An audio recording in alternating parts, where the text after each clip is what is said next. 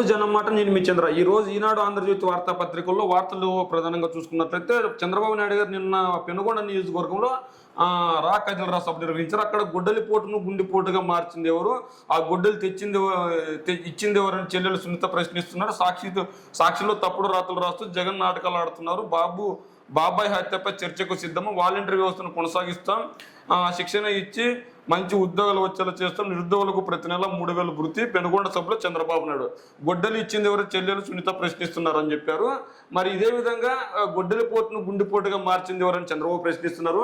మరి 2014 ఎన్నికల్లో ఘన విజయం సాధించిన తర్వాత వివేకానంద రెడ్డి హత్య జరిగింది టీడీపీ ప్రభుత్వం చంద్రబాబు నాయుడు గారు సీఎంగా ఉన్నప్పుడు. మరి చంద్రబాబు నాయుడు గారు చిత్తశుద్ధితో పనిచేసింటే ఆ రోజు హంతకులను పట్టుకుంటే ఈ రోజు సునీతమ్మ కావచ్చు, లేదంటే చంద్రబాబు నాయుడు గారు కావచ్చు, ప్రశ్నించే వెసులుబాటు ఉండేదా? మరి ఆ ప్రశ్నించే వెసులుబాటు ఎవరు కల్పించారంటే ముమ్మాటికి చంద్రబాబు నాయుడు గారే. అది ఎవరు హత్య చేసినా హత్య. మరి ఆ హత్యకు 2019లో జరిగిన హత్యను ఇప్పటి వరకు నాంచింది ఎవరు? మొదటిగా సిబిఐ ఎంక్వైరీ కోరింది ఎవరు? జగన్మోహన్ రెడ్డి గారు కదా. మరి సిబిఐ మొదటిగా కోరితే ఇదే చంద్రబాబు నాయుడు గారు, ఇదే టీడీపీ వాళ్ళు ఇంకొంతమంది అయోమయంలో పడ్డారు. ఎందుకంటే ఆ హత్య జరిగింది టీడీపీ హయాంలో, మన మెడుగు చుట్టుకుంటుందని అయోమయంలో పడింది వాస్తవం కదా. మరి చంద్రబాబు నాయుడు గారు నిజంగా శుద్ధిశుద్ధితో ఉంటే మరి 2019 ఎన్నికల్లో మరి వివేకానంద రెడ్డి హత్య జరిగితే ఆ రోజు సిబిఐ ఎంక్వైరీ ఆ రోజు ఎందుకు వేయలేదు? చంద్రబాబు నాయుడు గారు సిబిఐ ఎంక్వైరీ చేసింటే ఈ రోజు జగన్మోహన్ రెడ్డి గారు వేయాల్సిన అవసరం ఉండేది కదా. ఆ రోజు చంద్రబాబు నాయుడు గారు వివేకానంద రెడ్డి హత్యను తేల్చింటే ఈ రోజు జగన్మోహన్ రెడ్డి గారు తేల్చే అవకాశం ఉండేది కాదు కదా. అంటే ప్రతి ఒక్కటి చేసింది చంద్రబాబు నాయుడు గారు. ఆ తప్పులను కప్పిపుచ్చుకునే ప్రయత్నం చేస్తున్నారు. అదేవిధంగా ఇంకో మాట ఏమన్నారంటే బాబాయ్ హత్యకు చర్చకు సిద్ధమా. ప్రతిరోజు వైసీపీ వాళ్ళు చర్చిస్తూనే ఉన్నారు, మేము ఖచ్చితంగా ఈ చర్చకు సిద్ధం అని చెప్పి. జగన్మోహన్ రెడ్డి గారు మాట్లాడకపోయినా జగన్మోహన్ రెడ్డి గారి తరఫున వారి పార్టీ కార్యకర్తలు మాట్లాడుతున్నారు, వారి పార్టీ నాయకులు మాట్లాడుతున్నారు. మీరు ప్రత్యేకంగా సిద్ధకు వచ్చేది ఏంటి?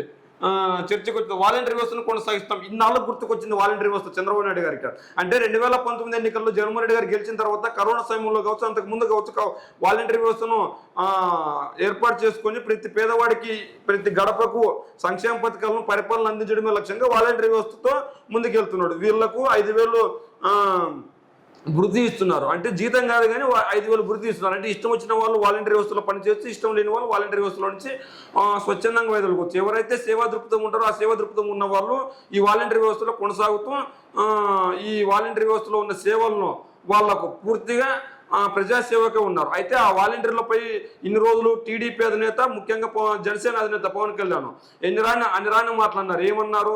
ఖచ్చితంగా వీళ్ళు హ్యూమన్ ట్రాకింగ్ పాల్పడుతున్నారు, వీళ్ళు ప్రజాపాలన చేయట్లేదు, దౌర్జన్య పాలన, అక్రమ పాలన చేస్తున్నారు అంటున్నారు. ఎన్నికల దగ్గర పడే కొద్దీ వాళ్ళ ఓట్ల కోసం, దాదాపు వాళ్ళ ఓట్ల కోసం వీళ్ళు ఎలాగైనా ఆ వాలంటీర్ల ఓట్లను దన్నుకోవడం కోసం మేము వాలంటీర్ వ్యవస్థను కొనసాగిస్తామంటున్నారు ఈరోజు. మరి ఇన్ని రోజులు ఆ వాలంటీర్ వ్యవస్థపై ఎందుకు విషయం కక్కారు చంద్రబాబు నాయుడు గారు?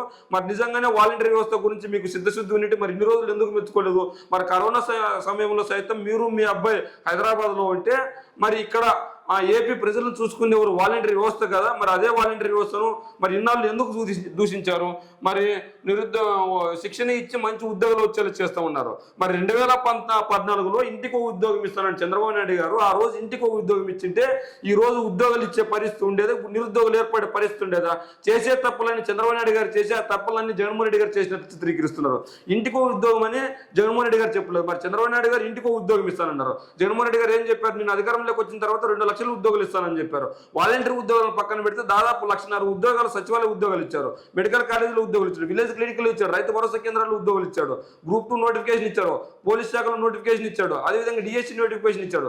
దాదాపు 2,50,000 ఉద్యోగాలు ఇచ్చారు. అంటే చెప్పిన దానికి ఇంటి ఎక్కువ ఉద్యోగాలు ఇచ్చారు. అదే చంద్రబాబు నాయుడు గారి విషయానికి వస్తే ఇక్కడ ఏమని చెప్పారు? 2014లో ఇంటికి ఒక ఉద్యోగం ఇస్తాను, ఉద్యోగం లేకపోతే నిరుద్యోగ భృతి అన్నాడు. మరి ఆ రోజు నిరుద్యోగ భృతి ఎందుకు లేదు పేద యువకులకు? మరి అదేవిధంగా మళ్ళా నిరుద్యోగులకు ప్రతి నెల 3,000 రూపాయలు వృత్తి ఇస్తానన్నారు చంద్రబాబు నాయుడు గారు. 2014 ఎన్నికలప్పుడు గెలిచిన చంద్రబాబు నాయుడు గారు ఇదే నిరుద్యోగ వృత్తి ఆ రోజు ఎందుకు ఆ గెలిచిన వెంటనే ఇవ్వలేదు నిరుద్యోగ వృత్తి? అంటే ఖచ్చితంగా ఎన్నికలప్పుడు ప్రజలను మభ్యపెట్టి ఆ ఓట్లను దన్నుకోవడం కోసం తప్ప అందుకు మించి లేదు. ఇప్పుడు యువత ఖచ్చితంగా ఓట్లు వేస్తారు, ఆ ఓట్లను ఖచ్చితంగా ఎలాగైనా పొందాలని చెప్పేసి ప్రయత్నాలు చేస్తున్నారు. మరి నిజంగా చంద్రబాబు నాయుడు గారికి చిత్తశుద్ధి ఉండింటే ఇంటికి ఉద్యోగం ఇస్తారని 2014 ఎన్నికల్లో హామీ ఇచ్చావా లేదా? మరి హామీ ఇచ్చి ఎందుకు నెరవేర్చలేదు? ఒకవేళ ఇంటికి ఒక ఉద్యోగం ఇవ్వలేకపోతే ప్రతి ఒక్కరికి చదువుకున్న ప్రతి ఒక్కరికి నిరుద్యోగ భృతి ఇస్తున్నావు. మరి ఎన్నికలకు 6 నెలల ముందు 3,000 2,000 రూపాయలు ఇస్తానన్న మీరు 1,000 రూపాయలు మాత్రమే ఇచ్చారు. ఎందుకు ఆ పరిస్థితి వచ్చింది అంటే ఖచ్చితంగా మీరు ఇచ్చిన మాట నిలబడే వ్యక్తిత్వం మీది కాదా? మరి నిజంగానే మీరు ఇచ్చిన మాటపై వ్యక్తిత్వం నిలబడే వ్యక్తి అయితే ఆ రోజు 2014 ఎన్నికల్లో ప్రతి హామీని నెరవేర్చిండే 2019 ఎన్నికల్లో మీకు అంత ఘోరమైన ఓటమి వచ్చేది కాదు కదా. మరి ఎన్నికల దగ్గర పడుతున్న నేపథ్యంలో కదిలరా కార్యకర్త, కదిలరా ఏపీ ఓటర్లరా అని పిలుపునిస్తున్నారే. మరి నిజంగా మీకు చిత్తశుద్ధి ఉండింటే ఈ రోజు ఎందుకు ఎన్నికల సమయంలో మాత్రమే వస్తున్నారు? మరి ఎన్నికల సమయంలో కాకుండా మిగిలిన సమయాల్లో మీరు ఎక్కడున్నారు? అంటే ఈ రోజు మళ్ళా ఒక సభ పెడుతున్నారు, ఆ సభ గురించి కూడా మాట్లాడే ప్రయత్నం చేస్తారు. ఈనాడు విషయానికి ఇస్తే ఇది చంద్రబాబు నాయుడు గారు మాట్లాడేది ప్రముఖంగా రాసుకొచ్చారు. అదేవిధంగా ఆంధ్రజ్యోతి విషయం తాకట్టు కనికట్టు అప్పుల కోసం సర్కారు అడ్డుగోలు పనులు, మరో 7,000 కోట్ల అప్పు, ఏపీ ఎండిసి ఆదాయం తాకట్టు, బేషరత్తు షూరిటీ ఇచ్చిన సర్కార్, రేటింగ్ లేదు ఆన్లైన్ బెడ్లు అయినా కేవలం 8.7% వడ్డీ, కొన్నది ఎవరు అనేది మిస్టరీ, వాడుకునేది మాత్రం ప్రభుత్వమే, భూములు అమ్మి బిల్లులు, అస్మద్యాల కోసం సర్కార్ దారుణం, జగనన్న కాలనీల బిల్లుల కోసం ఏడాదిలో స్వగృహ భూములు బలి, 255 కోట్ల అప్పు తీసుకుంటూ భూములు అమ్మి అప్పు తీర్చండి, రాజీవ్ స్వగృహ సొమ్ము హౌసింగ్ కార్పొరేషన్ అనపర్తి రాజమండ్రి అర్బన్లో 290 కోట్లు చెల్లింపులకు ప్లాన్. ఏదైతే పేద ప్రజలకు ఇక్కడ ఏమని ఇచ్చారు? జగనన్న కాలనీల బిల్లుల కోసం ఏదైతే పేద ప్రజల కోసం జగనన్న ఇల్లు నిర్మించారో ఆ ఇళ్లలోనూ జగన్మోహన్ రెడ్డి గారు వాళ్ళకి ఎలాగైనా ఆ ఇంటి సాకారం చేయాలని చెప్పేసి కొన్ని అప్పులు చేస్తున్నారు. ఆ అప్పుల్ని వీళ్ళు తప్పు అని చెప్తున్నారు. అంటే పేద ప్రజల ఇల్లు కోసం జగన్మోహన్ రెడ్డి గారు అప్పులు చేయకూడదా? పేద ప్రజల ఇల్లు సాకారం కాకూడదా? పేద ప్రజలకు భవిష్యత్తు ఉండకూడదా? పేద ప్రజలకు గూడు అనేది ఉండకూడదా? అంటే ఖచ్చితంగా పేద ప్రజలకు ఏదైనా మంచి చేస్తే వీళ్ళకు అది మంచిది కాదు, పెత్తందారులకు మాత్రం మంచి చేస్తే వీళ్ళకి మంచిది. అయితే జగన్మోహన్ రెడ్డి గారు పేద ప్రజల కోసం అప్పు చేస్తున్నారు. ఆ అప్పు జగన్మోహన్ రెడ్డి గారు లేదంటే ప్రభుత్వం తీరుస్తుంది, పేద ప్రజలపైన భారం పడదు. అయితే వీళ్ళు ఏం చేస్తున్నారు? ఖచ్చితంగా జగన్మోహన్ రెడ్డి గారు అప్పులు చేసేస్తున్నారు. ఆ అప్పులు చేసేసి ఏదో సొంత ఖజానాకు వాడుకుంటున్నట్లు వార్తలు రాస్తున్నారు. కానీ జగన్మోహన్ రెడ్డి గారు అప్పులు చేసి పేద ప్రజల కోసం పేద ప్రజలకు ఇళ్ళ కట్టించే బిల్లుల క్లియరెన్సీ కోసం అప్పు చేశారు. మరి ఆ అప్పు చేసింది మీరు రాసింది మరి ఎందుకోసం రాసింది మీరు రాస్తున్నారు? మరి ఆ పేద ప్రజల భవిష్యత్తు మీకు కనిపించడం లేదా? మరి ఆ పేద ప్రజలకు ఇళ్ళలో ఉండాల్సిన అవసరం లేదా? మరి ఆ పేద ప్రజలకు మరి భవిష్యత్తు ఏంటి? అంటే ఖచ్చితంగా జగన్మోహన్ రెడ్డి గారు అప్పు చేసినా సరే పేద ప్రజల భవిష్యత్తుకు ఉంటుంది. అయితే ఈ రోజు జగన్మోహన్ రెడ్డి గారు అప్పులు చేస్తున్నారంటే ఖచ్చితంగా ఈ రోజు ఏపీలోనే కాదు ప్రపంచంలో ఉన్న ప్రతి కుటుంబం ఏదో ఒక చోట ఏదో ఒక సమయంలో అప్పు చేస్తూనే ఉంది. ఎందుకంటే ఆ ఇంట్లో ఉన్న అవసరాలకు ఇప్పుడు ఆ ఇంట్లో ఉన్న అవసరాలకు అప్పు చేస్తుంది. ఒక ఇంట్లో ఒక ముగ్గురు ఉన్నారనుకో, ఆ ముగ్గురికి చదువు కోసం ఇంటి యాజమాన్యం ఏం చేస్తుంది? అప్పు తెస్తుంది. అంటే డిగ్రీ చదవడానికి కావచ్చు, బీటెక్ చదవడానికి కావచ్చు, లా చదవడానికి కావచ్చు, ఎంబీబీఎస్ చదవడానికి కావచ్చు, ఇంకోదానికి కావచ్చు చదువు పూర్తి చేయడానికి అప్పు చేస్తుంది. అంటే 3 ఏళ్ళలో సంవత్సరానికి 1,00,000 రూపాయలు చేసినా ముగ్గురు కోసం చేసుకున్నా 30 లక్షలు అప్పు చేస్తుంది. ఆ తర్వాత వచ్చే ఆదాయం వీళ్ళు చూడరు. ఒక విద్యార్థి చదువుకున్న తర్వాత, ఒక ఎంబీబీఎస్ అయిన తర్వాత, ఒక లాయర్ అయిన తర్వాత, ఒక జర్నలిస్ట్ అయిన తర్వాత, లేదంటే ఒక ఇంజనీర్ అయిన తర్వాత, ఒక పోలీస్ ఆఫీసర్ అయిన తర్వాత, లేదంటే ఒక జడ్జి అయిన తర్వాత ఇలా ఫలాలు వస్తాయి. మరి ఆ ఫలాలు అనిపించేది ఎవరు? అదే కుటుంబమే కదా. మరి ఆ 3 ఏళ్ళ అప్పు కోసం భయపడితే ఇలా 100 సంవత్సరాల జీవితం పోతుంది కదా. మరి 100 సంవత్సరాల జీవితం మేళ 3 ఏళ్ళు అప్పు చేయడం మేళ. అంటే ఇక్కడ 100 ఏళ్ళు నిలబడే ఇళ్ళ కనపడం లేదు. అంటే పేద ప్రజల కోసం నిర్మిస్తున్న 100 ఏళ్ళు ఇళ్ళ కనపడం లేదు, కేవలం అప్పు మాత్రమే కనిపిస్తుంది. ఈ రోజు జగన్మోహన్ రెడ్డి గారు అప్పు చేసి ఒక పేదవాడికి 100 ఏళ్ళు సురితంగా ఉండే ఇల్లు నిర్మిస్తున్నాడు. మరి ఆ ఇల్లు వీళ్ళు కనపడడం లేదు. ఎందుకంటే అక్కడ ఉంటున్నది పేద ప్రజలు, పెత్తందారులు కదా. అదే పేద ప్రజల ప్లేసులు పెత్తందారులు కనుక ఉంటే వీళ్ళకి అది మంచిది, లేదంటే చెడుది వీళ్ళకి. అదేవిధంగా వివేక హత్యకు చర్చకు సిద్ధం. మనం ఇంతకుముందే మాట్లాడుకున్నాం. తొలుత గుండెపోటు అన్నారు, తర్వాత గొడ్డలి పోటు అన్నారు. మరి ఆ గొడ్డలు ఎవరు ఇచ్చారని మీ చెల్లెలు అడుగుతుంది. ప్రతిపక్ష నేతగా ఉన్నప్పుడు సిబిఐ కావాలన్నావా లేదా? మరి సిబిఐ కావాలన్నావా లేదా అని అన్నారు. మరి ఆ రోజు సిబిఐని ఎందుకు వేయలేదు? మరి మీరే కదా అన్నది సిబిఐ కావాలా లేదా జగన్మోహన్ రెడ్డి గారిని ప్రశ్నించావు. మరి సిబిఐని మీరు ఎందుకు వేయలేదు? అంటే మీరు తప్పు చేశారని భావించారా? మీరు అధికారంలో ఉన్నప్పుడు జగన్మోహన్ రెడ్డి గారు ఖచ్చితంగా ప్రతిపక్షంలో ఉన్నప్పుడు కోరలేదు. మరి మీరు చొరవ తీసుకొని వేయవచ్చు కదా. మరి జగన్మోహన్ రెడ్డి గారు మీరే అన్నారు ప్రతిపక్ష నేతగా ఉన్నప్పుడు సిబిఐ కావాలన్నావా లేదా? కావాలన్నారు అనుకోండి. మరి కావాలన్నప్పుడు మీరు వేయాలా లేదా సిబిఐ? మరి సిబిఐ మీరు ఎందుకు వేయలేదు? 2014 ఎన్నిక 2019 మీరే కదా అధికారంలో ఉన్నది. మీరే అధికారంలో ఉన్నారు, మీ తప్పును మీరే లేవనెత్తుకుంటున్నారు. జగన్మోహన్ రెడ్డి గారు ఖచ్చితంగా సిబిఐ కావాలని అడిగారు ఆ రోజు. మరి అడిగితే మీరు ఎందుకు ఆ రోజు సిబిఐ ఎంక్వైరీ వేయలేదు? మరి సిబిఐ ఎంక్వైరీ వేయకుండా ఖచ్చితంగా మీరు ఏదో లోపురు చేసుకుంటున్నారు. ఖచ్చితంగా జగన్మోహన్ రెడ్డి గారు సిబిఐ కావాలని ఆ రోజు మొదట కోరిందే జగన్మోహన్ రెడ్డి గారు. మరి జగన్మోహన్ రెడ్డి గారు మొదటి కోరారు, మరి మీరే వేయలేదు ఆ రోజు. ఎందుకంటే సిబిఐ రాష్ట్రంలో కనుక ఎంట్రీ అయితే మీరు చేసిన తప్పులన్నీ బయట పెడుతుంది. ఒక వివేకానంద రెడ్డికి హత్య కేసు కావచ్చు, లేదంటే మీరు దోచుకున్న భూములు కావచ్చు, మీరు దోచుకున్న పైసలు కావచ్చు, మీరు తిన్న డబ్బులు కావచ్చు, ప్రతి ఒక్కటి సిబిఐ రోజు బయట పెడుతుందని చెప్పి మీరు ఆ రోజు సిబిఐ ఎంక్వైరీ చేయలేదు. మరి ఆ రోజు మీరు సిబిఐ రాష్ట్రంలోకి రాకూడదని జీవో తెచ్చింది ఎవరు? మీరు కదా. మరి ఇదో అదే సిబిఐపై ఈరోజు ప్రేమ పుట్టిందా మీకు? మరి సిబిఐని రాష్ట్రంలోకి రాకుండా చేసింది ఎవరు? మీరు కదా. జీవో తెచ్చింది. నేను రెడీ మన బీటెక్ రవి, జగన్మోహన్ రెడ్డి గారు పోటీ చేస్తున్న బీటెక్ రవి ప్రజలందరికీ తెలిసేలా ఆ పరీక్షకు లైవ్లో నిర్వహించాలి. అది ఎన్నికలకు ముందు జరగాలి. అవినాష్కో జగన్ వాళ్ళ ఇంట్లో వారికో వీడియో కాల్లో చూపిస్తూ వివేకను చంపారు, చంద్రబాబు పట్టించుకోలేదని అసత్యం ఎన్నికల నేపథ్యంలో జగన్ మీడియాలో తప్పుడు కథనాలు అని చెప్పేసి బీటెక్ రవి అన్నారు. ఏది నిజం ఏది అబద్ధం అనేది ప్రజలకు తెలుసు, ప్రజలు చూస్తూనే ఉన్నారు.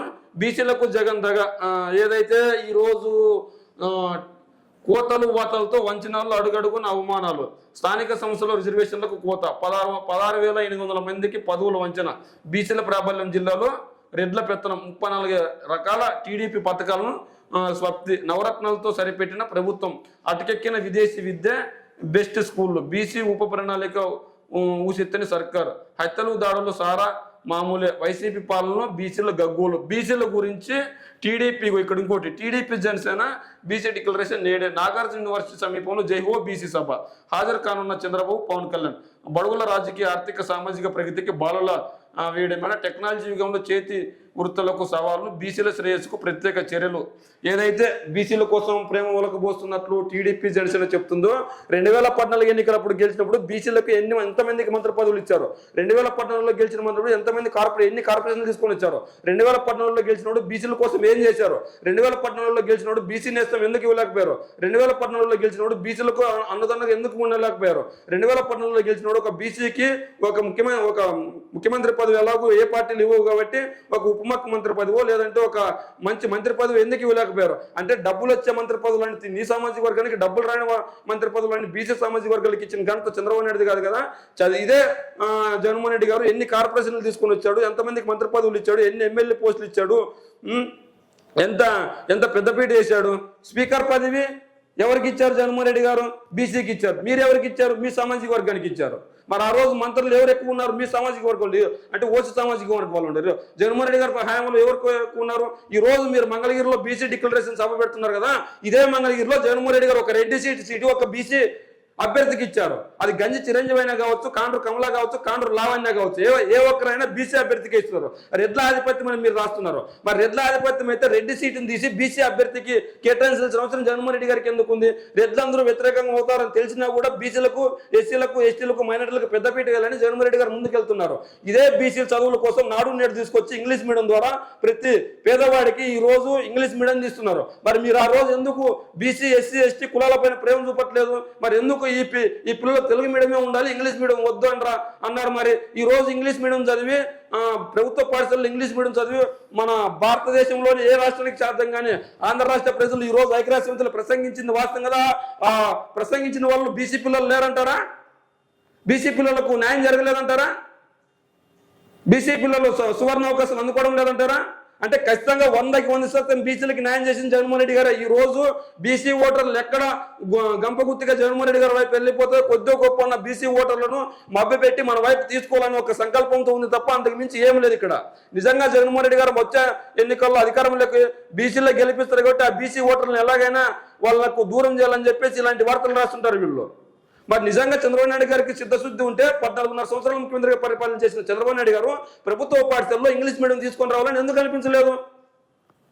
అక్కడ బీసీలు ఎంతమంది చదువుతున్నారు, ఎస్సీలు ఎంతమంది చదువుతున్నారు, ఎస్టీలు ఎంతమంది చదువుతున్నారు, ధనిక కులాలు ఎంతమంది చదువుతున్నారు? అక్కడ చదువుతున్నా ఎస్సీ, ఎస్టీ, బీసీ పిల్లలు మెజార్టీ స్థానంలో చదువుతున్నారు. ఆ మెజార్టీ స్థానంలో చదువుతున్న పిల్లలకు వెన్నదన్నగా ఖచ్చితంగా ఉండి వాళ్ళు తెలుగు మీడియం చదవకూడదు, తెలుగు మీడియం చదివితే వాళ్ళు మన రాష్ట్రానికి పరిమితం అవుతారు, ఇంగ్లీష్ మీడియం చదివితే ప్రపంచంతో పోటీ పడతారని చెప్పేసి బీసీలకు పెద్దపీట వేశారు. జగన్మోహన్ రెడ్డి గారు ఒక బీసీలకు మాత్రమే కాదు, ఎస్సీలకు, ఎస్టీలకు, మైనార్టీలకు, బీసీలకు ప్రతి ఒక్కరికి న్యాయం చేశారు. ప్రతి ఒక్కరు ఈ రోజు జగన్మోహన్ రెడ్డి గారు ప్రభుత్వం ఎన్నుకోవడానికి సిద్ధంగా ఉన్నాయి. కానీ ఈ రోజు ఆ వర్గాలన్నింటినీ జగన్మోహన్ రెడ్డి గారికి దూరం చేసే ప్రయత్నం చేస్తున్నాయి. కానీ జగన్మోహన్ రెడ్డి గారి వైపు బీసీ, ఎస్సీ, ఎస్టీ, మైనార్టీ కులాలు ఉన్నాయి. ఖచ్చితంగా వచ్చే ఎన్నికల్లో జగన్మోహన్ రెడ్డి గారిని ఎన్నుకోవడానికి సిద్ధంగా ఉన్నారు. మరి ఈ రోజు ఈనాడు ఆంధ్రజ్యోతి రాసిన వార్తల గురించి మీరేమనుకుంటున్నారో మీ కామెంట్ రూపంలో తెలియజేయండి.